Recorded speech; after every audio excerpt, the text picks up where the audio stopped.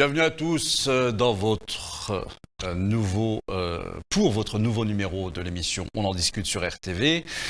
Toujours un plaisir de partager avec vous les thématiques qui nous concernent. Et aujourd'hui, on va parler des retraites. Tout le monde en parle, on va en parler aussi. On va dire peut-être des choses que vous n'avez pas entendues ailleurs. Pour m'accompagner aujourd'hui, j'ai le plaisir d'accueillir à ma droite Monsieur Aimé Nouma, artiste, slameur, auteur. Vous écrivez dans un magazine. Oui, Nader, bonjour, chères téléspectatrices et téléspectateurs. Je suis heureux d'être avec toi, Nader, aujourd'hui. Et Abdesalam Hitache, vous êtes encarté, on peut le dire, Europe Écologie Les Verts, donc vous êtes politique. Et puis ça nous intéresse aussi évidemment d'avoir le point de vue du politique. Et Nastéo Aden, alors vous êtes société civile à Stein. Yes. Donc, je suis conseillère municipale à Stein, je suis de gauche et non encartée, société civile. D'accord, dans la ville de Stein. Bonjour à tous. Alors, on nous parle des retraites. Moi, je vous avoue qu'il y a des choses que je comprends, des choses que je ne comprends pas, et je suppose qu'on est nombreux comme ça. Alors, on va peut-être faire d'abord un petit tour de table pour vous dire un petit peu ce que vous en pensez. Vous êtes pour, vous êtes contre et pourquoi? Abdesalam, on commence par vous. Alors, je ne peux pas commencer par un vous êtes pour, juste vous êtes contre. Ouais. Il faudrait déjà faire la genèse de ce qui se passe. J'ai quelques éléments. D'abord, juste vous apprendre que le comité d'orientation des retraites, a jugé que la mesure, il n'y avait pas d'urgence à réformer, qu'on n'était pas dans une situation gravissime au point de réformer à n'importe quel prix. Alors là tout de suite, c'est pas ce qu'on entend quand eh bien, des marcheurs, moi j'invite tous les téléspectateurs à se rendre sur Internet, taper corps et regarder. Ils peuvent télécharger le rapport et ils verront que la situation n'est pas du tout alarmante. Le président le dit. Allez hop, le président première du corps. information de taille quand même.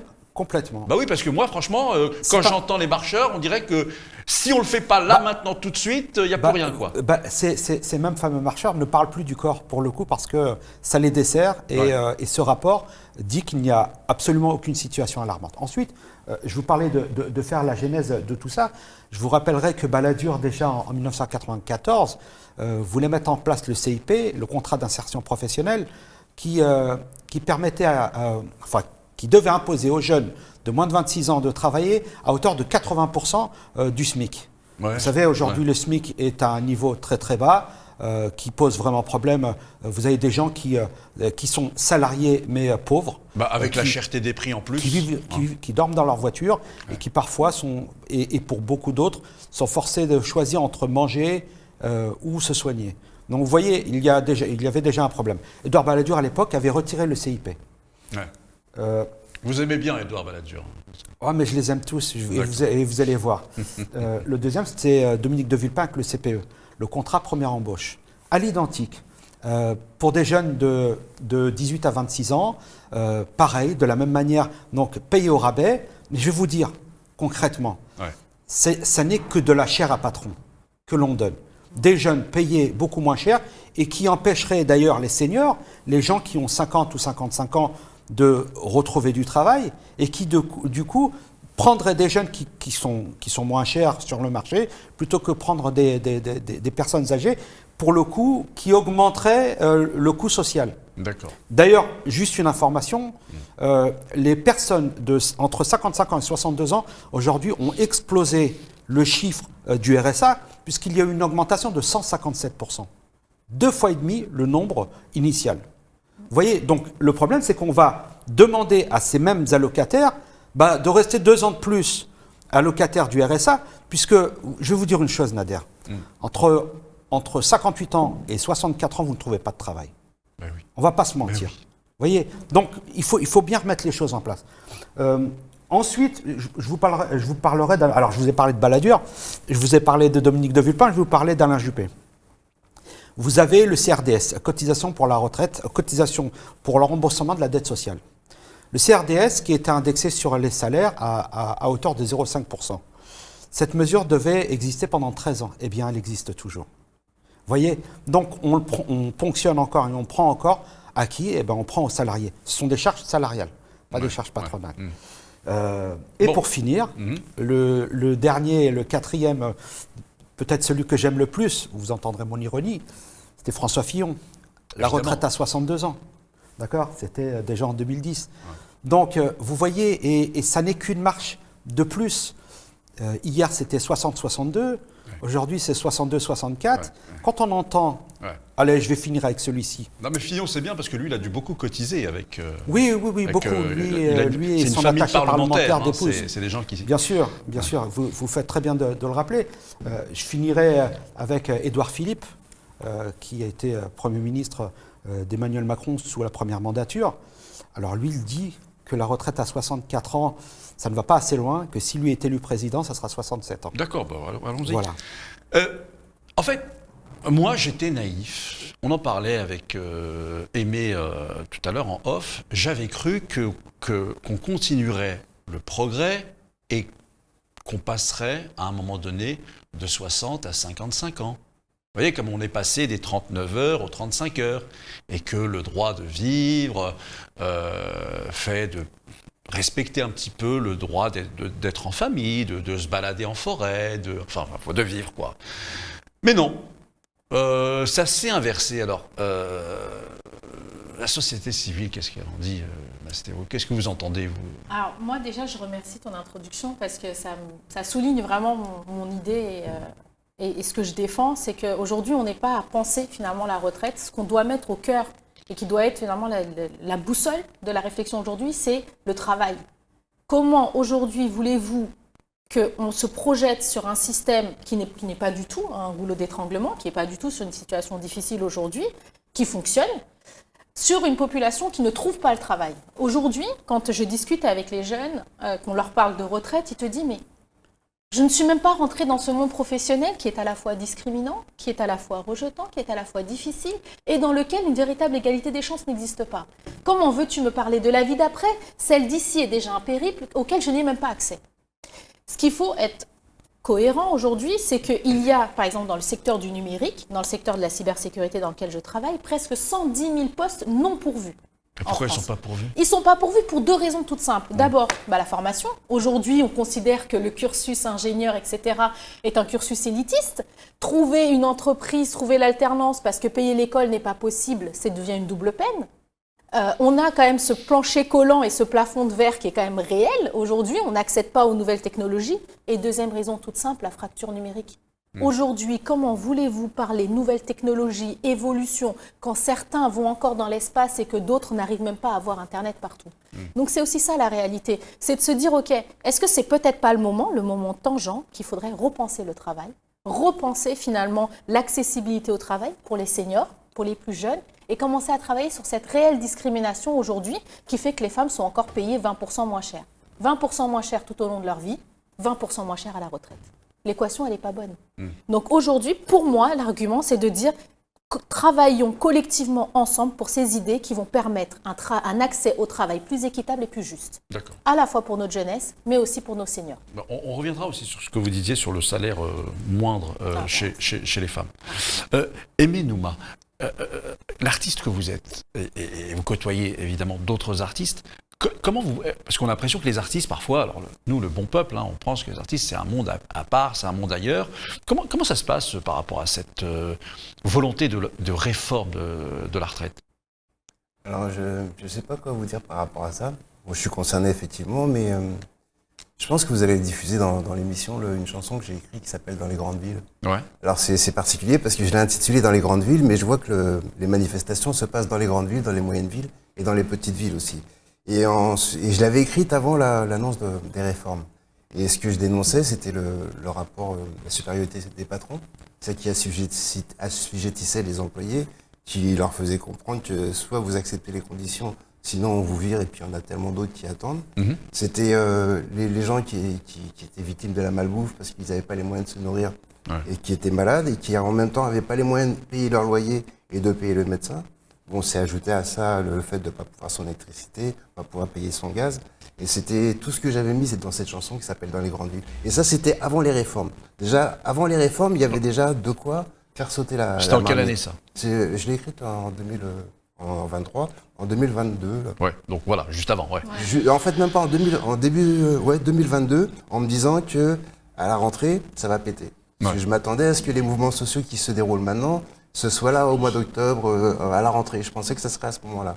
Ça a attendu un peu, mais il n'y avait pas encore les réformes. Mais déjà, il y avait de quoi énerver férocement les populations. Ouais. Et donc maintenant, ajouter les réformes, je me demande que cherche le gouvernement. Bah, c'est une question importante là, Aimé, parce que en fait, non mais est-ce que le timing, il est quand même assez surprenant, parce que le peuple français sort de, allez, on va dire 2 ans de Covid, 2 ans de Covid, ok. Il y a la cherté des prix. On le voit, l'inflation, c'est un truc de fou là. Il y a la guerre. Il y a l'approvisionnement en énergie, c'est compliqué. Les gens sont pas très heureux en ce moment. Pourquoi mettre maintenant sur la table une telle réforme? Je ne comprends pas qui est le stratège là. C'est pas Platini, c'est pas Zidane. Comment ça se passe? Si vous permettez, d'abord le contexte politique. Emmanuel Macron est sur son 2e mandat. Donc, comme vous le savez, on ne peut pas être candidat pour une 3e, successivement, je dirais, pour un 3e mandat. Donc, les mesures impopulaires, il peut les passer. Ouais, d'accord. Il n'est pas candidat à sa candidature. Enfin, vous voyez, donc, à partir de là, eh bien, il remercie les gens qui ont bien voulu lui permettre d'être élu et d'être président. Alors, à ce moment-là, la responsabilité du peuple est presque totale. Mais il a été élu, hein, c'est pas un coup d'État, je veux dire. Alors moi, il faut rebondir sur un sujet. Déjà, moi, je suis en totale contradiction sur beaucoup de sujets avec Emmanuel Macron et la feuille de route qu'il porte. Par contre, il y a un truc qu'il faut lui reconnaître, il ne nous prend pas en surprise. Hein. C'était son projet, il a traité la réforme 1 sur la précédente mandature, qui a été controversée, mitigée, sur lequel il était sur la réforme à point, il quadrifiait, il codifiait un certain nombre de choses. Il a compris l'impopularité, il a mis une nouvelle feuille de route sur sa candidature de ce nouveau mandat.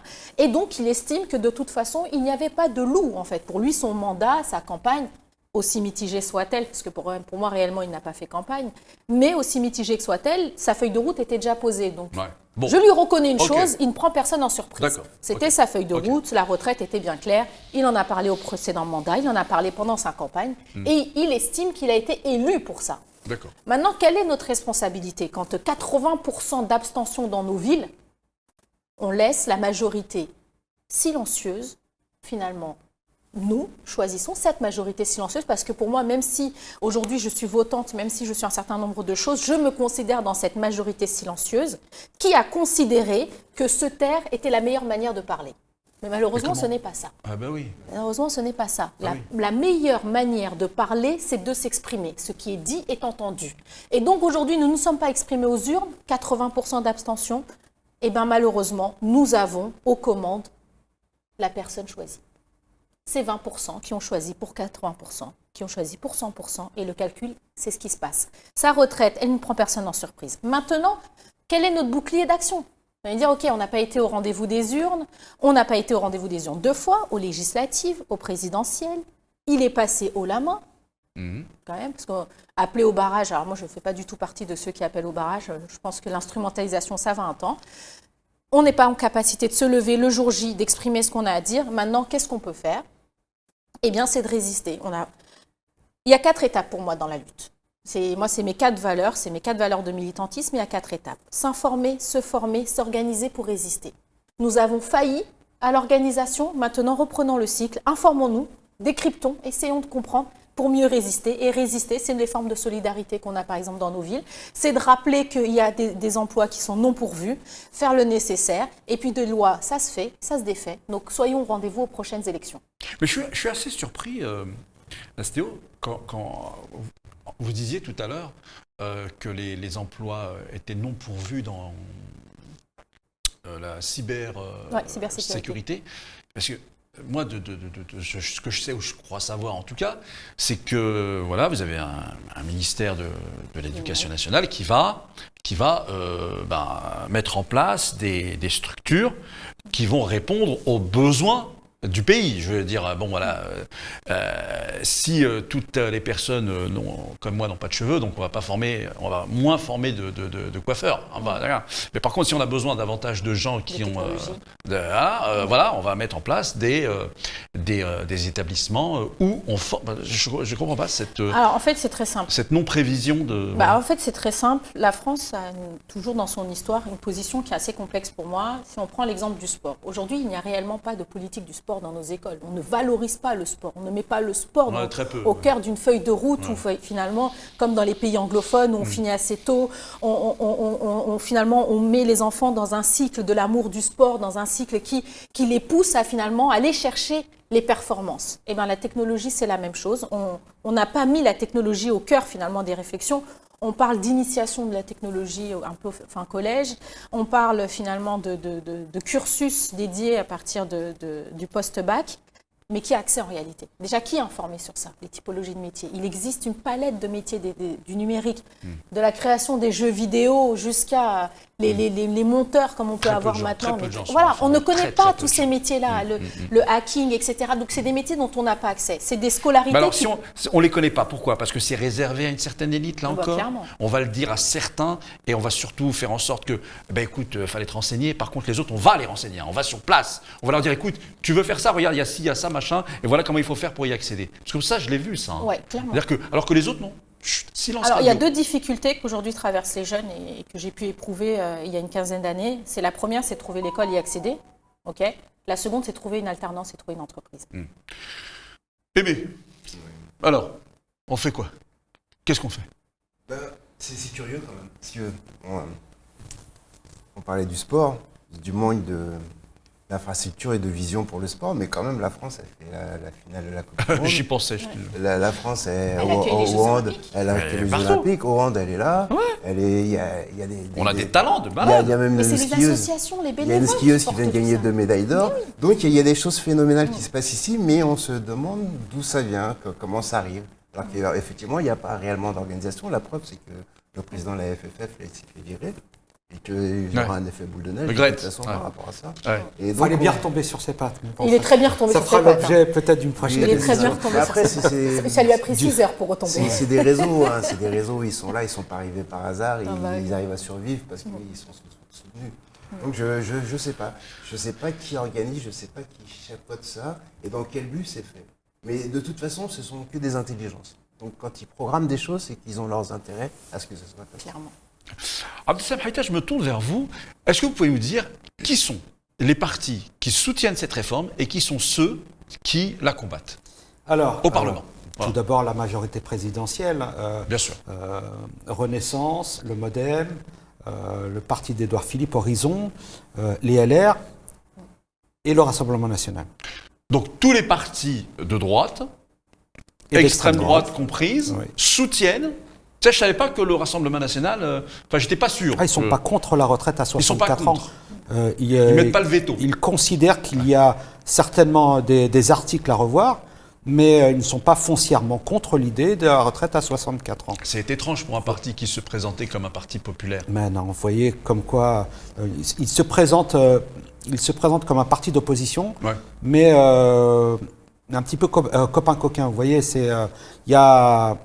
ce n'est pas un parti qui est clair dans ses positions. Non, mais c'est un parti qui fait la courte échelle à chaque fois aux 2 élections précédentes, on l'a bien compris, au parti d'Emmanuel Macron. Je veux dire, c'est toujours très confortable d'avoir en face le Rassemblement national. Bien sûr, d'accord. Mais c'est Et les partis qui sont permet... contre. Pardon, vous disiez? Non, je disais, c'est l'idiot utile qui permet justement l'élection d'un président. Bah oui, franchement. Ouais. Et les partis qui sont vraiment contre, mais vraiment contre? Alors la NUPES dans son entièreté, mais vous avez quand même, il faut le dire, certains députés courageux. Je vais en citer un que j'ai connu très longtemps, qui est même un ami, c'est Richard Ramos, qui est au MoDem et qui s'est fermement opposé à cette mesure. Et qui le dit, ça fait des vagues au sein du MoDem, mais voilà l'exemple d'un homme qui est courageux et qui va au bout de sa pensée et qui dit que cette réforme elle est injuste et qu'il ne la votera pas. Ouais, mais là vous m'inquiétez parce que si vous ne citez qu'un seul nom, c'est celui qui vient à l'esprit. Ouais, non mais ça veut dire que... C'est celui qui me vient à l'esprit. On ne pense pas à beaucoup de gens quand on se pose la question de qui est contre. Eh bien, Est-ce que tout le parti de la NUPES est contre? Ou oui, est-ce qu'il y en a qui sont absolument, pour? oui. Ouais. Oui, ils votent tous comme un seul homme et tous, on l'a bien vu à travers tous les amendements qui avaient été déposés. Et je trouve bien dommage qu'on ne soit pas arrivé jusqu'à l'article 7. C'est-à-dire Alors l'article 7, c'est celui du passage de 62 à 64 ans. Et en fait, bon, ce qui est quand même regrettable, c'était le nombre d'amendements qui n'ont pas permis. Moi, j'aurais bien aimé voir les LR et voir le RN se positionner de façon claire et évidente et qu'on puisse dire, voilà ce qu'ils ont voté, vous avez les noms, vous savez, tout est public, hein, tous les votants sont identifiés. Mais moi, je voulais juste revenir sur une chose, et Nastéo l'a bien résumé, concernant les secteurs d'activité où il y a du travail et paradoxalement, on n'arrive pas à recruter. Je vais vous prendre un parallèle, celui des médecins. Ouais. Aujourd'hui, avec les déserts médicaux. Mais un médecin, ça se prépare, il y a un cursus, et donc ça se réfléchit 7 ans avant, vous voyez. Donc, un enseignant, ça se prépare aussi. Un enseignant, ça se prépare. Un technicien informatique, vous ne pouvez pas improviser un maçon, technicien informatique, en 6 mois. C'est juste pas possible. Donc vous voyez, je ne sais plus quelle politique disait gouverner, c'est anticiper. Ouais. Eh bien, on se retrouve toujours... C'est pas Balladur. Pardon ? C'est pas Édouard Balladur. Non, c'était pas Balladur.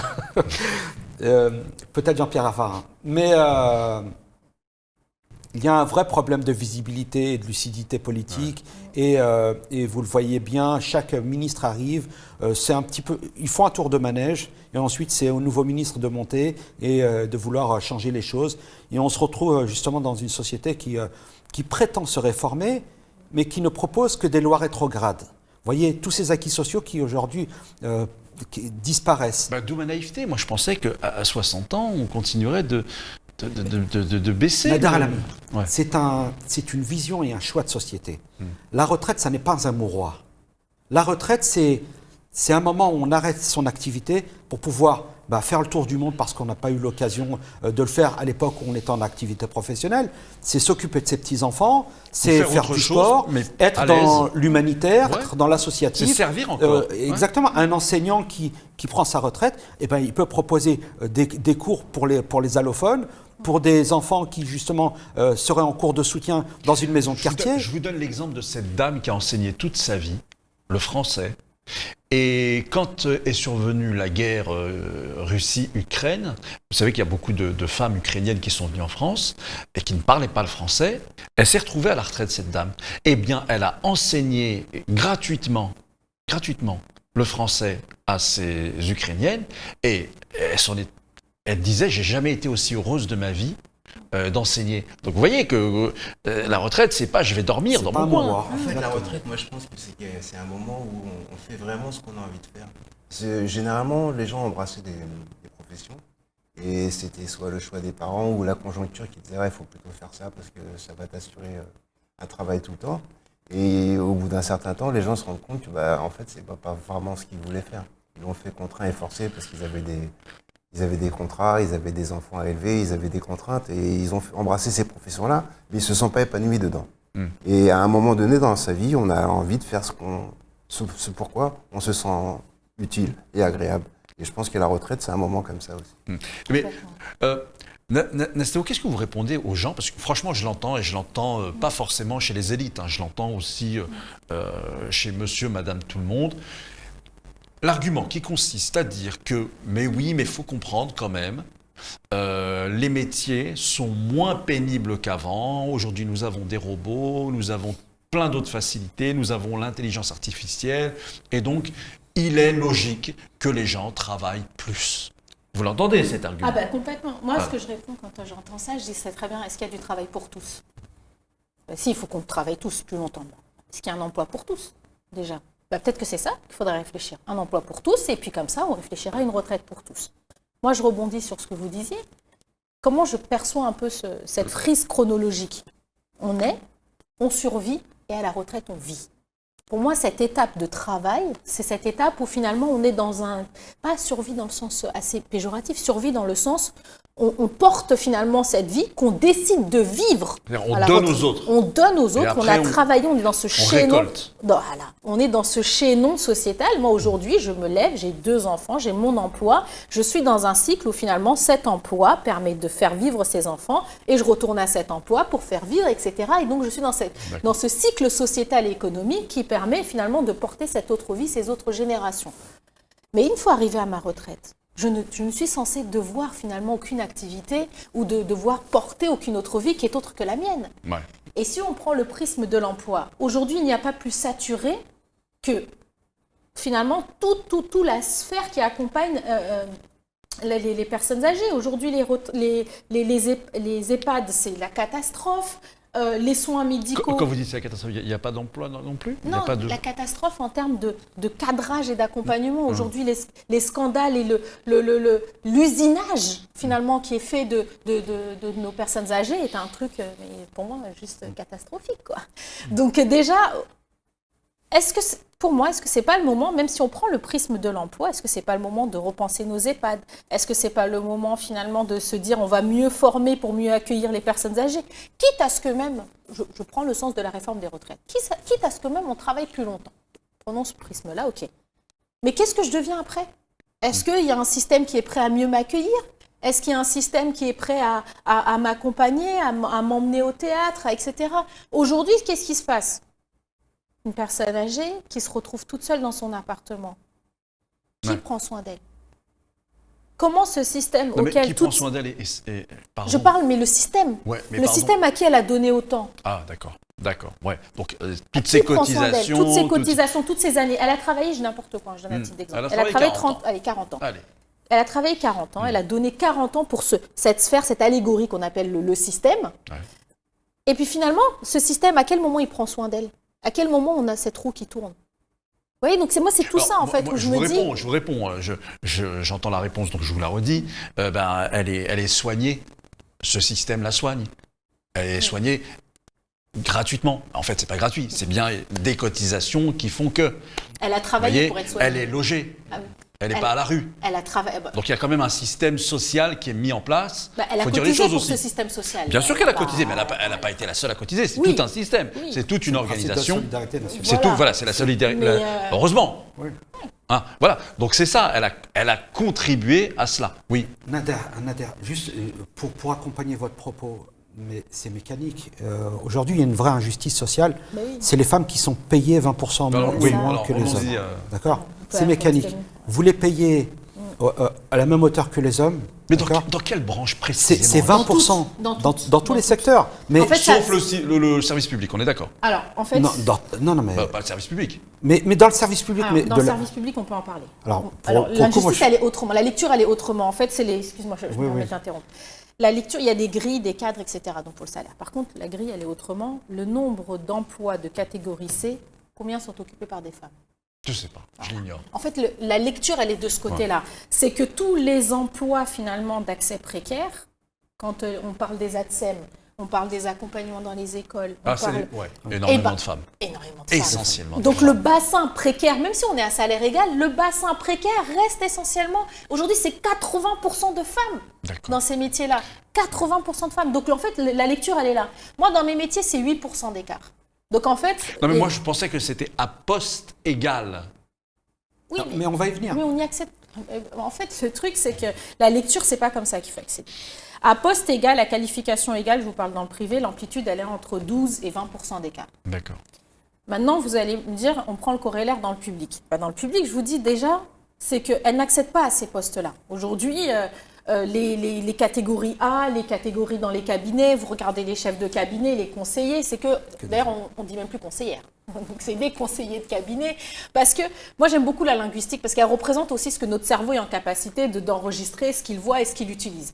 Déjà, quand vous avez un certain nombre de métiers dont le nom du métier ne se féminise pas, déjà, ça vous donne le poids du métier au féminin. On dit monsieur le Premier ministre ou madame le Premier ministre? On dit maintenant Madame la Première ministre. Ouais, Alors, il y a eu on débat. accueillera commencé. une émission prochaine l'auteur de ce livre, Nos ancêtres les Arabes, c'est Jean Pruvot, qui est académicien justement et un professionnel de la langue française. C'est vrai que c'est intéressant. Ah bah complètement, la linguistique n'est que le reflet finalement de Juste comment une petite la lecture parenthèse, des quelque chose des que j'ai êtres entendu hier en voiture, c'est que les tenniswomen se sont battus pour obtenir les mêmes droits, le même salaire, les mêmes... en fait, Roland Garros, les hommes, c'est peut-être plus regardé, mais les femmes vont recevoir les mêmes primes. Alors, est-ce que c'est parce que c'est dans des sphères qui sont plus importantes et qu'elles ont combattu pour ça? Est-ce que c'est parce qu'il y a une visibilité? Est-ce que c'est parce qu'il y a beaucoup de... il y a un regard particulier sur le sport? Mais c'est étrange que dans ces domaines-là, elles parviennent à avoir l'égalité des salaires et des primes. Et quand on descend dans l'échelle, c'est moins... Ah, ça, c'est un vrai C'est la problème. réalité de la société, c'est que en fait, c'est le rapport de force. C'est le rapport économique aussi. C'est le rapport économique, c'est le rapport de force, et que malheureusement, les droits des femmes n'est jamais acquis. Donc maintenant, c'est qui met le rapport de force et qu'est-ce qu'on va chercher, qu'est-ce qu'on cherche à aller chercher. Aujourd'hui, si on cherche à aboutir sur une égalité des salaires, eh bien, ça fait 50 ans qu'on mène ce combat-là. Mais c'est vraiment Moi, très- j'y crois, hein, je suis une militante Non, mais sur c'est ces, très- sur ces c'est sujets-là. très, Mais C'est vrai que c'est perturbant de constater que cette inégalité existe toujours. alors, En France, pas en France. Alors, à l'inégalité salariale s'ajoutent Ouais. aujourd'hui les discriminations au travail et l'intersectionnalité. Aujourd'hui, c'est vraiment des volets qu'il faut éduquer à pouvoir le voir. Lorsque une femme, aujourd'hui, déjà gagne moins et qu'en plus, elle essaye d'accéder à un Elle poste... gagne moins, donc elle cotise moins pour la retraite. Déjà, pour revenir sur le sujet de la retraite, vous avez raison.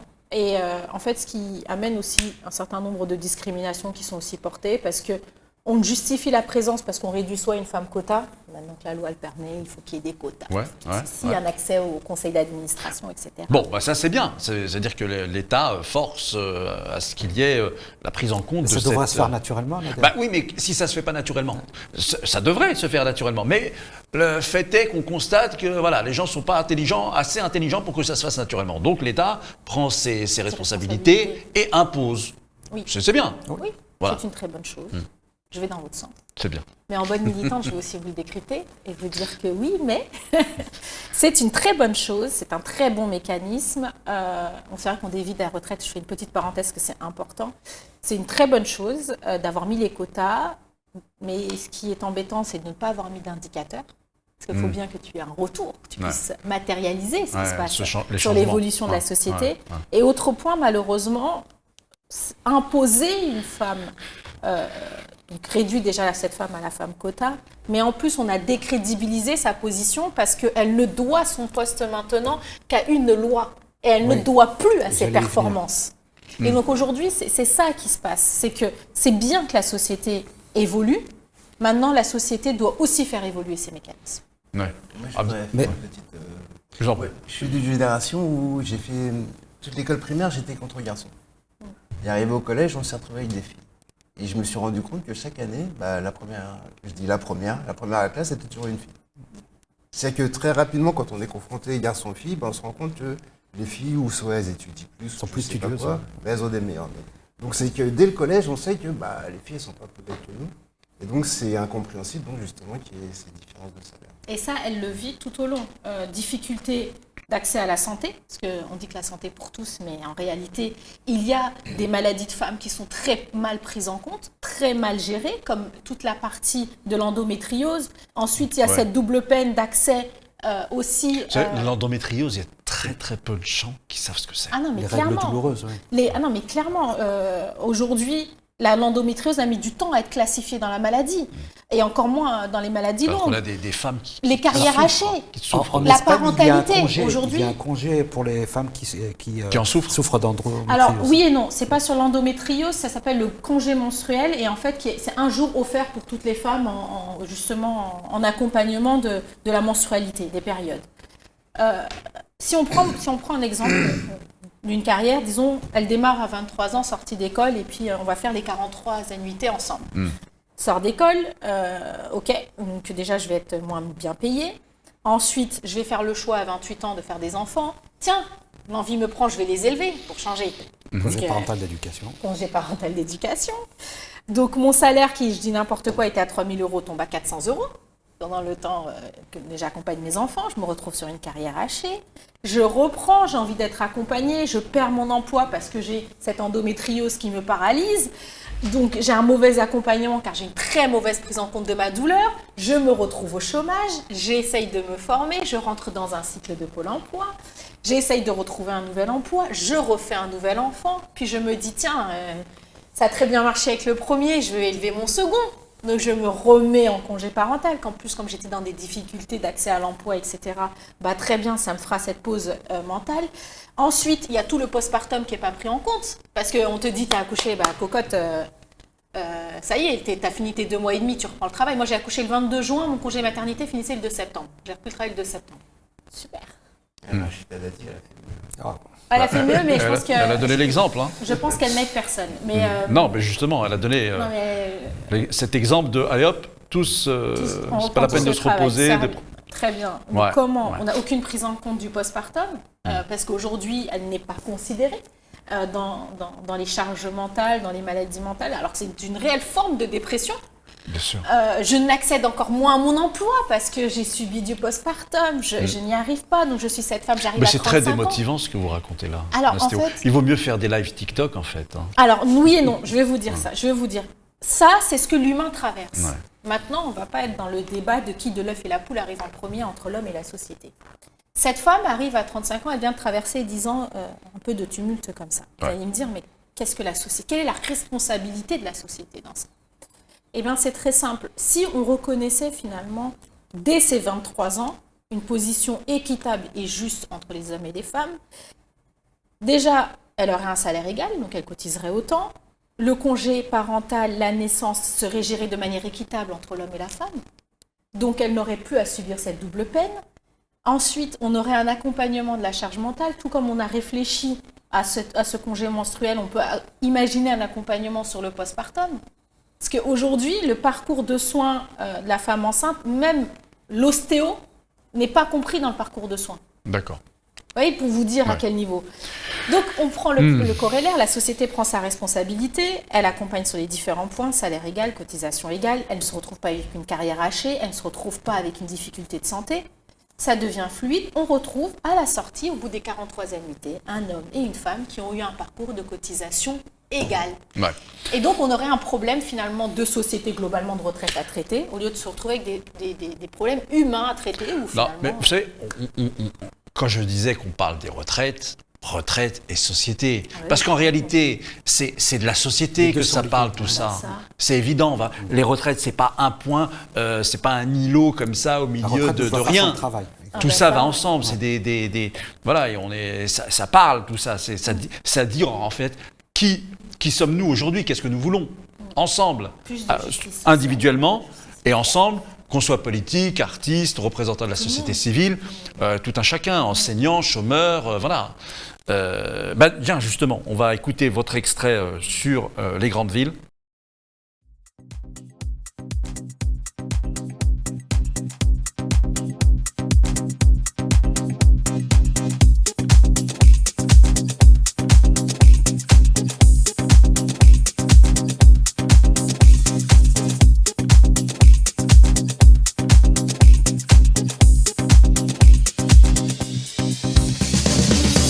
Dans les grandes villes, les gens se massent, s'entassent, s'agacent, se menacent.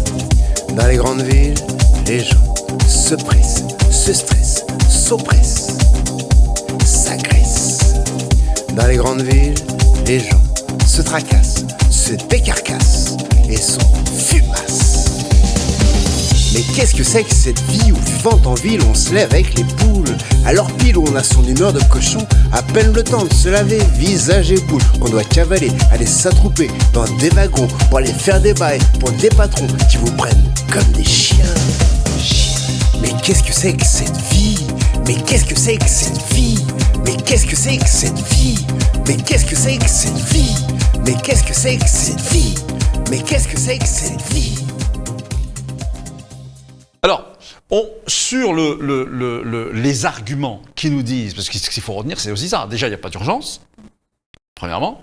J'apprends qu'il y a encore des inégalités, mais sauf que c'est la lecture qui n'est pas la bonne pour les hommes et les femmes. Mais là, je vais vous provoquer un petit peu, Nasty.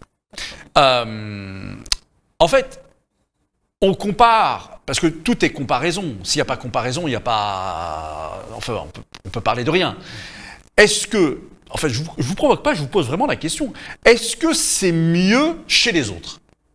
Alors, oui et non. De toute façon, l'herbe n'est jamais plus verte ailleurs. On a des enseignements, par contre, à prendre chez les autres. Ouais. L'enseignement, déjà, sur les pays scandinaves, sur l'accompagnement à la parentalité. Donc, c'est un enseignement à prendre. Bien chez sûr. nos voisins espagnols, sur l'accompagnement des maladies féminines et féministes, entre guillemets. J'aime bien séparer les deux sur ces combats-là. Donc, on a des enseignements à prendre en toute humilité, à prendre chez nos voisins, comme chez nos voisins allemands sur toute la notion d'intégration sur le travail, l'accompagnement sur le travail, chez nos voisins anglais qui expérimentent dans certaines sociétés la semaine à 4 jours. Donc, je pense que nous avons des enseignements à prendre. Maintenant, nous restons un pays latin. Nous sommes doués pour la contradiction, nous sommes doués pour la révolte, nous sommes doués pour l'opposition. Et donc, fort de cela, prenons ces enseignements-là et puis faisons notre sauce à la française. D'accord. Abdeslam, vous pensez que cette réforme va passer? Écoutez, honnêtement, même si vous ne le souhaitez pas, j'ai bien compris. Elle ne doit pas passer. Voilà, ça c'est... mais juste elle passe ou pas? Pour accompagner le propos de Nastéo concernant le benchmarking, voir ce qui marche ailleurs. Mais elle passe ou pas la réforme, selon vous? Joker. Ah d'accord. On verra. D'abord, le 7 mars, moi j'invite toutes les personnes à se mobiliser et être dans la rue et bloquer la France. Il y a la journée du 7 mars. Et rappeler, parce qu'on entend souvent, ça c'est le mot des gens qui sont toujours au pouvoir, ce n'est pas la rue qui gouverne. Oui, ce n'est pas la rue qui gouverne, mais c'est elle qui vous élit. Donc la moindre des choses, c'est de respecter déjà la parole du citoyen. Non, mais s'il y a énormément de monde, c'est sûr que voilà, ça va dire quelque chose. Oui. Et s'il y a peu de monde, ça va aussi dire quelque chose. C'est une mesure impopulaire, antisociale, qui est révoltante et qui est inacceptable. À partir de là, moi, je demande à chacun de se mobiliser et d'être dans la rue et de tout bloquer. Donc, et voilà, et il faut créer le rapport de force, puisque nos chers politiques ne comprennent qu'une chose, c'est le rapport de force. Donc, vous voyez, c'est bien dommage. Ensuite, sur la partie Europe, alors on entend, oui, mais vous savez, en Allemagne, c'est 67 ans, et ailleurs, c'est 66 ans, et pourquoi est-ce qu'on va toujours tirer les choses vers le bas? Pourquoi est-ce qu'il n'y a pas justement de cercle vertueux qui permettrait de dire, mais vous savez, dans tel pays, c'est la semaine à 32 heures, pourquoi est-ce qu'on ne le ferait pas? Et d'ailleurs, regardons comment les gens vivent et pourquoi ne pas permettre, ou comme la semaine des 4 jours. Vous voyez, non, parce que vous avez un patronat qui ne regarde que ses rentrées d'argent et pour qui nous ne sommes que des produits. Moi, je tiens juste à tordre le cou à un mensonge sur la productivité. Depuis 1970, la productivité a été multipliée par 3. Nous sommes 3 fois plus productifs que nous l'étions par le passé. Ouais. Pour plusieurs choses. Aujourd'hui, les nouvelles technologies permettent de mieux travailler. Donc, il faut arrêter de dire que les gens ne travaillent pas, qu'ils sont fainéants, et j'emploie le terme qui a été employé par Emmanuel Macron, qui est inacceptable et insultant à l'égard des gens qui composent cette société. Donc, je vous le dis, il faut arrêter de vous faire enfumer. Aujourd'hui, le combat que l'on mène, c'est le combat que l'on mène pour nos enfants. Parce que si cette mesure passe à 64 ans, dans 10 ans, ou dans beaucoup moins, puisque Édouard Philippe nous annonce déjà que lui serait plutôt pour 67 ans, dans quelques années, on a perdu la bataille des 62 ans, il ne faut pas perdre celle de 64 ans. On a perdu celle des 60. Parce que je vais vous dire une chose, et si on gagnait la bataille des 64 ans, je vous assure qu'il reviendra à la charge dans 5, 6, 7 ou 10 ans pour dire, allez, on y va, 64 ans ou 65 ans. Donc vous voyez, c'est un perpétuel combat. Le fait de préserver les acquis sociaux est un combat permanent et chaque génération a le devoir de permettre aux générations suivantes de pouvoir avoir ces acquis. Peut-être ma dernière question, mais est-ce qu'on ne préserve pas justement des acquis sociaux en allant en chercher d'autres? Mais bien sûr. Que la meilleure défense, finalement, c'est l'attaque, la conquête. Vous savez, Che Guevara disait... Donc revenir, on veut la retraite à 60 ans. Oui, mais Che Guevara disait, soyez réaliste, demandez l'impossible. Et ben voilà, parce que c'est vrai qu'il y a aussi des gens, ça existe, qui vous disent pourquoi pas. Pourquoi et on oublie à chaque fois de dire que, mais attendez, mais les métiers ne sont pas les mêmes. Vous avez des gens qui veulent travailler jusqu'à 70 ans, ça existe. Mais c'est pas les Mais aujourd'hui, on peut travailler pénibles. jusqu'à 67 ans, Nader, vous savez. Mais aujourd'hui, on peut travailler jusqu'à 67 ans. Vous savez, quand vous arrivez à un âge comme le mien, ou lorsque vous consultez ce que vous avez cotisé, on vous fait plusieurs simulations. Ouais. On vous dit, mais... À tel... moi, j'ai commencé à travailler à l'âge de 19 ans, donc je suis en mesure de partir avant les 62 ans. On me dit, mais si vous, monsieur Itache, si vous voulez travailler jusqu'à 64 ans, vous promettons. Si vous voulez travailler jusqu'à 67 ans, vous promettons. Donc vous voyez, la mesure qui permet aux uns et aux autres de pouvoir travailler plus longtemps existe. Pourquoi tordre le bras de cette manière-là aux gens? Non, mais je vous le dis. Bien sûr. Pourquoi tordre le bras aux gens et les forcer justement à aller à 64 ans? Vous avez des métiers pénibles, vous avez des métiers difficiles. On va parler des femmes qui travaillent à la caisse. Elles soulèvent plus d'1 tonne par jour à passer le pack de lait, le pack de 5 bouteilles d'eau et ce mouvement mécanique, les troubles musculo-squelettiques, cette pénibilité au travail, le fait d'être assis. Dire de bosser, de faire ça jusqu'à 64 ans. Mais exactement, 64 ans. Vous savez, certaines femmes, certaines questions ont eu le courage un jour de publier leurs fiches de paye et de les accrocher à l'entrée du magasin. C'est purement scandaleux. Moi, j'appelle ça de la manière la plus simple qui soit, c'est de la torture. Oui. C'est de la torture. D'infliger ça à une dame ou un monsieur de, je sais pas, de 62 ans qui fait ce type de travail, qui le fait pas par gaieté de cœur, on le comprend, hein, et de lui dire, si tu veux continuer de manger décemment et encore, et te loger, il va falloir que tu continues. Vous voulez entendre la meilleure, Nader Alami? Ouais. Ces personnes-là ne travaillent même pas pour 35 heures, ils travaillent pour 25 heures, donc sur un temps partiel, d'accord? Et lorsqu'elles cotisent bien moins à temps partiel qu'à temps complet. Donc, elles se retrouvent, alors on les presse comme des citrons pendant 25 heures, où elles y vont à une cadence, mais elles font l'équivalent de 35 heures de travail sur 25 heures. D'accord? On les presse comme des citrons. Et à la fin, on leur donne combien par mois? 800 €. 800. C'est scandaleux. 800. C'est scandaleux. Est-ce que c'est ce choix de société que l'on veut? Non. Certainement pas, c'est pas la France. Ça c'est pas la France. Ça, c'est autre chose, ça. Alors, voilà, c'est ce que je disais. C'est-à-dire que vous avez des gens, par contre, qui voudraient, ou qui auraient voulu, si elles étaient encore vivantes, je pense à votre ami, Manu Dibango, qui, quand on est artiste, qu'on s'appelle Manu Dibango, paix à son âme, on travaillait jusqu'au bout, jusqu'à la fin, parce qu'on est tellement plus du travail, dans l'inspiration, C'est du Et travail. c'est du plaisir que l'on donne aux autres. C'est du travail, mais en même temps, on peut travailler longtemps. Il n'y a pas de limitation. Mais parce que l'envie est là. Justement, par rapport à ce que je disais tout à l'heure, c'est que c'est quelque chose qu'on aime, qu'on a choisi de faire. Et en son âme et conscience, c'est ce qu'on fait. Et en plus, il y a ce sens du partage. Alors, dites-nous un mot sur ce magazine aimé, Planète Paris-Montmartre. Juste une petite remarque. Ouais. Dans la chanson qui s'appelle Dans les grandes villes, le leitmotiv, c'est « Mais qu'est-ce que c'est que cette vie ?» Ça, c'est la question que les gens peuvent se poser aujourd'hui. Cette question, je me la pose tous les jours depuis quelques temps. Là. Mais qu'est-ce que je suis c'est en que pleine cette révolution spirituelle. Voilà, donc ça, C'est c'est vrai. pour la Qu'est-ce qu'on première- fait là? Ouais. C'est ça. Qu'est-ce que c'est que cette vie? C'est comment ça? Et c'est vrai que quand on pense à tous les acquis sociaux qu'il y a, des gens qui sont battus, qui sont parvenus à obtenir ce qu'on a aujourd'hui, et on le voit s'effriter, partir sous nos mains, on peut se demander ce qu'il en est. Alors, ça, grand Manu, c'était Ouais. notre grand à nous. Il était si grand qu'il est devenu aussi votre grand à vous.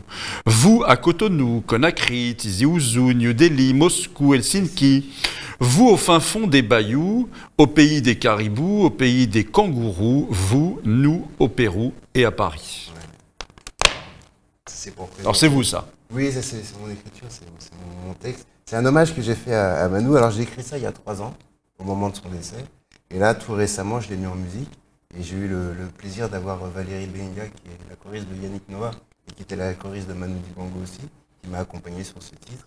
Et aussi Roger Com, un saxophoniste de très très grand talent, qui a été formé par Manu Dibango il y a très très longtemps, et qui l'a accompagné un long moment dans sa vie. C'est vrai que c'était notre grand à nous, Manu. Moi, je l'ai Exactement. jamais croisé, j'ai jamais Moi, j'ai eu rencontré. la chance de croiser Africa numéro 1 dans les coulisses. Ouais. C'était un Mais vrai c'est vrai, moment. quand on voyait la télé, c'est vrai que c'était Ouais. notre grand à Ouais, nous, c'est un c'était grand le monsieur. grand frère. Et quand c'est je vrai. dis quand le début du texte, il est sorti du Cameroun, donc nous les Camerounais, on se le revendique. Ouais. Mais après, il a été Il est à partout, tout le monde maintenant. et il est à tout le monde.